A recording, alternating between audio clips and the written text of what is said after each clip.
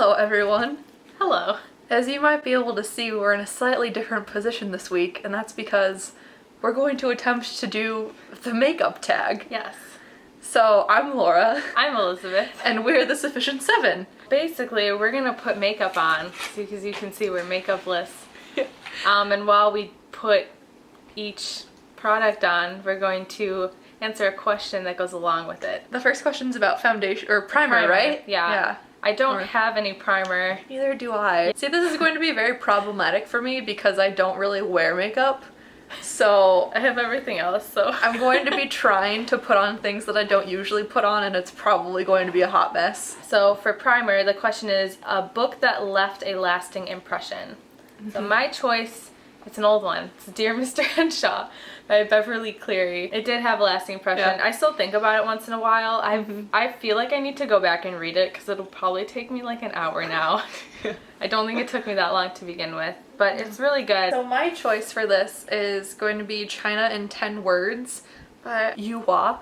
And I read this about a year and a half ago for class, and it's so good. It's a memoir basically of a man, Yu Hua, growing up in China after the Cultural Revolution, and when socially it's a really interesting time. He talks about growing up in the communist society, and as you can see on the cover, each chapter is a different word, and he takes that word and expresses an idea with it and talks about his experience in Chinese society and then also becoming a writer.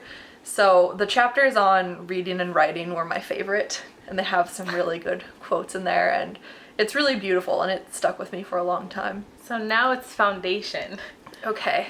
So it's pick your favorite first book in a series. And this one we have the same answer. So we both chose Daughter of Smoke and Bone by Laini Taylor. You read this shortly before I did our sophomore year in college, and then you said right away that I needed to read it, so I did. And before the series was over, I think I was stealing the third book from you. Yeah. No, I was supposed to do homework, and so her and my actual roommate were hiding the book around so that I couldn't read it. And then I was reading it while... Yeah, I was so I think I had like 2 papers due. Anyway, it's so good. It's such a good book. I'm going to attempt to put on some foundation. I think I have one Bare Minerals foundation, but it's too dark. Oh yeah, this is too dark for me, but I bought it, and I'm not gonna waste $30 worth of foundation. And so either steal my mom's color, because it's the same as mine, or I just blend it into my neck until this is run dry. And so that's what I've chosen to do for the past like few months. Next is concealer. Pick a character you wish you could get rid of. So, we kind of had the same ideas for this, but mine was Hilorn from Victoria Aveyard's Red Queen series. He just really annoyed me. He didn't really feel that necessary to me, and I just didn't like him that much, so I chose to axe him. What about you? I would axe Aspen from The Selection. Yeah. He was possibly one of the most, well, first off, America Singer is annoying. Yeah. But then Aspen himself is probably the most annoying third person in a love triangle that I've ever read. Like, I just wanted him to go away. He gets better though. Like, he's not horrible all the way through. Oh, I've only read the first book, so I guess I can't speak for the rest of the series. But in the first one, he is really, really annoying. Powder. Pick your favorite last book in a series. I decided to choose The Ruby Circle by Rochelle Mead, even though it has a horrible cover like all of the books in this series. It's the Bloodlines series, which is a spin-off to the Vampire Academy series. So it's kind of the ending of 12 books, not just 6.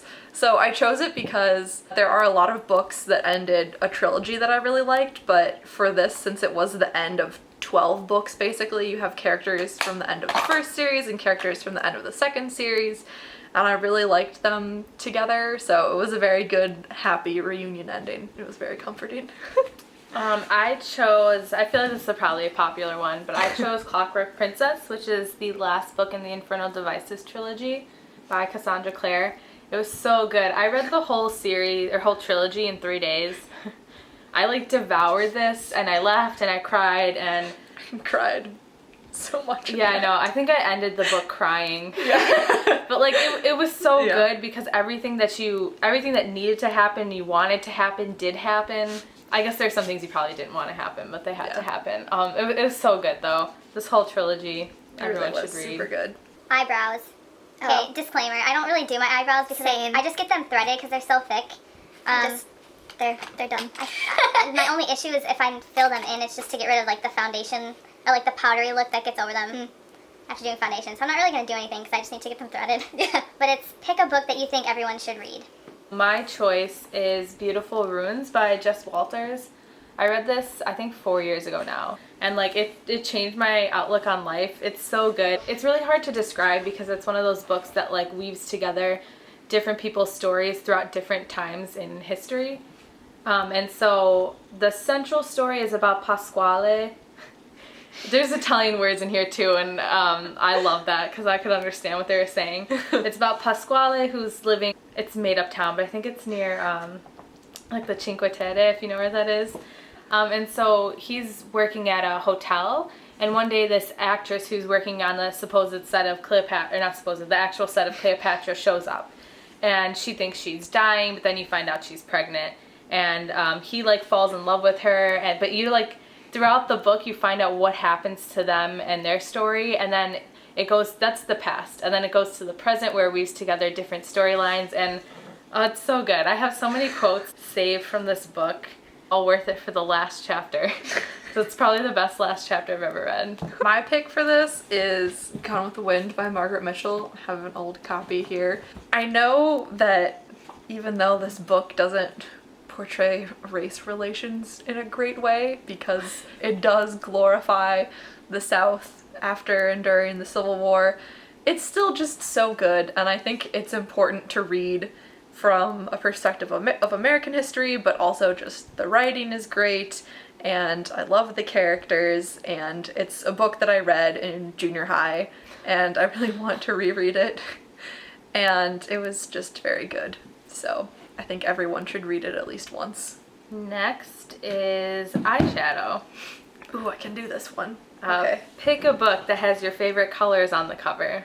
I chose the Star Touch Queen. My favorite colors are like purple or like purpley blue, so I like the purple in her little cloak here, but I also love the blue and like the night sky and the stars behind it.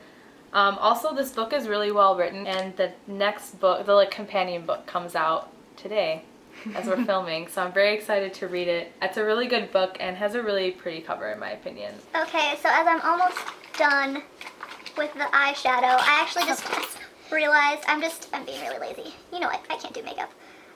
What color should I do? I actually chose this greenish color, which is similar to the book that I chose. So I chose Blue Lily Lily Blue by Maggie Stiefvater because, as you can see, it's very green, but there's also some bluish purple flowers, and it's glittery, and it's just, I really love the color green, and I think this is a really beautiful example of that. So I also just put on greenish eyeshadow. That's a big palette. I'm gonna put on purple. My cousin gave me this palette as a gift, and I love it because it's called Nude Dude. And like I don't know if you can see this, but like each like eyeshadow is like a guy. Yeah, it's pretty funny. I enjoy it. Can I do eyeshadow? Not really. Do I do it on a daily basis? Absolutely not. Yeah. Oh, the next one is eyeliner, which is a dark and mysterious book. So I chose A Darker Shade of Magic, where dark is in the title, by V.E. Schwab. I need to read the second book in this series because the third book just came out, and I really know it's something that I need to get on really quickly. But I really liked the first book, and it's definitely dark and mysterious and has to do with magic in London. And we've talked about it before in some previous videos, and it's pretty popular, so I think people should read it. I feel like I like the smoky eye look. Can I do it?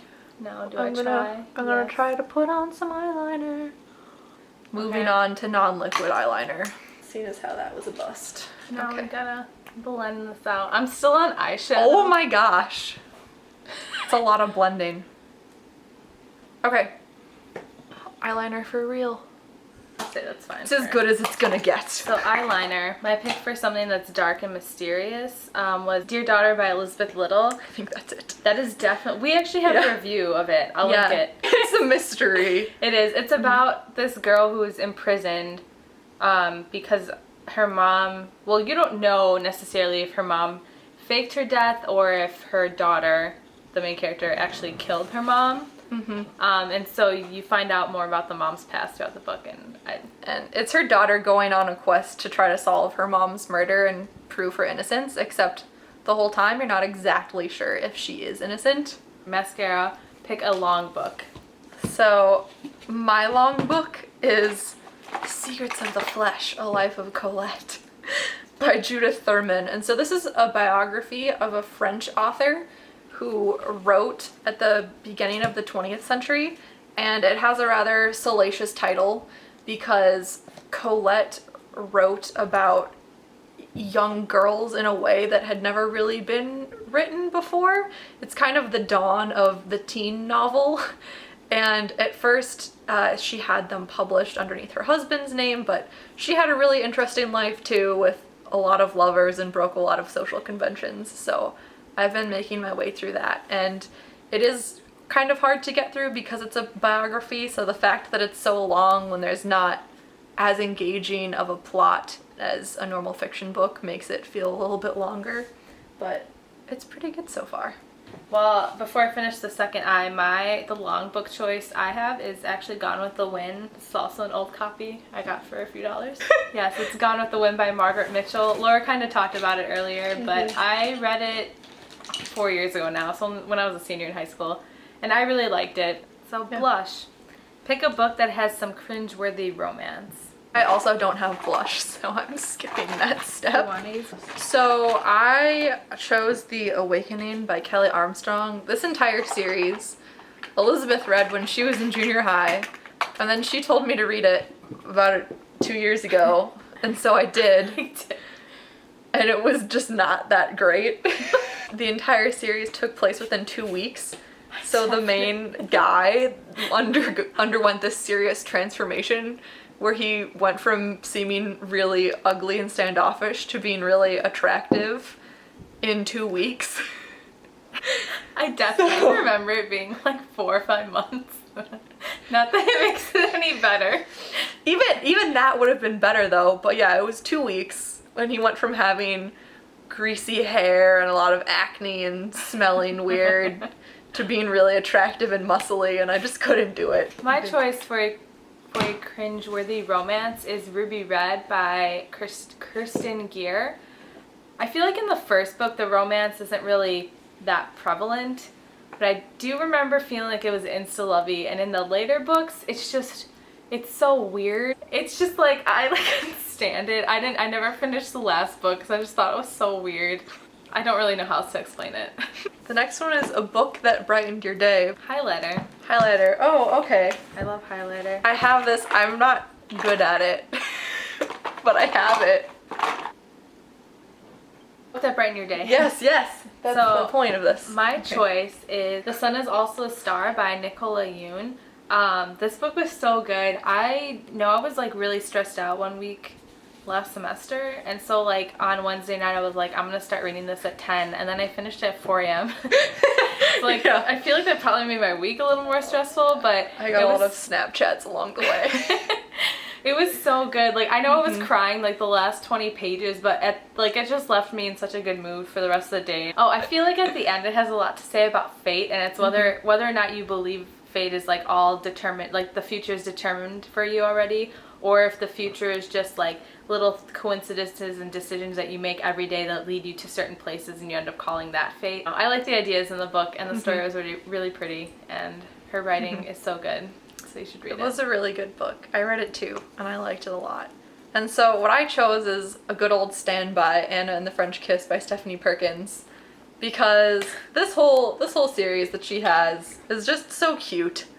It really makes you feel happy, each one, I think. It does. And they're all very good. I've recommended them to a lot of people, and when I think back about this book, it makes me feel happy, and it's pink. So the last one is Lipstick. It is And your favorite book kiss. Yeah. So I have a tie for this. In between two characters in the second book in Tahara Mafi's Shatter Me series, Unravel Me, which is now the only book of that series that I don't actually own. But chapter 62, I'm just saying, it's really great. I think the way that the scene was written was also really beautiful. Tahara Mafi has a really great writing style, and I think it made the whole experience more enjoyable. My other book in the tie is Endless Night by Cressley Cole, which is the second book in the Poison Princess series.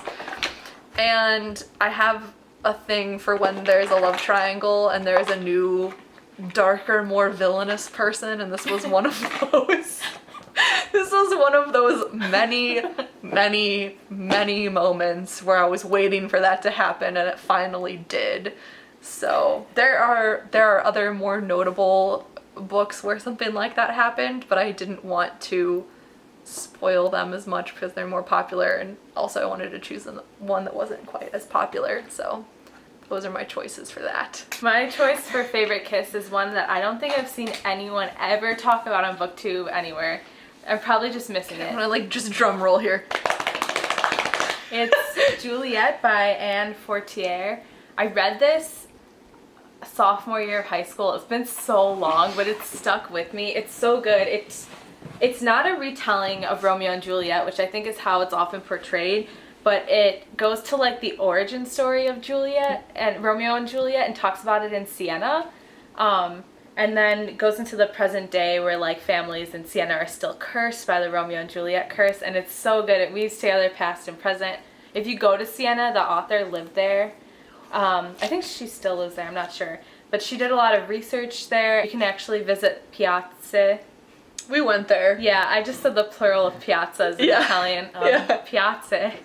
With the actual family names that are in here, so it's super cool. Yeah, we visited some of the places. But also there was that amazing gelato shop. they have a really good, it was blackberry gelato. Was it? Almost went back for thirds. Not gonna lie. Oh my god, it was so good. Anyways, the two main characters that finally get together, when they do, their kiss is really good. So yes. Anyway, that was the makeup tag, and now we have makeup on. Yay. That probably took like 40 minutes. Probably, because we talk a lot. But anyway, I hope you liked some of the books that we did for this tag. Please subscribe to our channel. Click the button right here. You're like, and then if you want to watch one of our last videos, we'll have it linked somewhere over here. And all our social media is down in the description box below. Yep. So thanks for watching. Until next time. Until next time. Bye. Bye.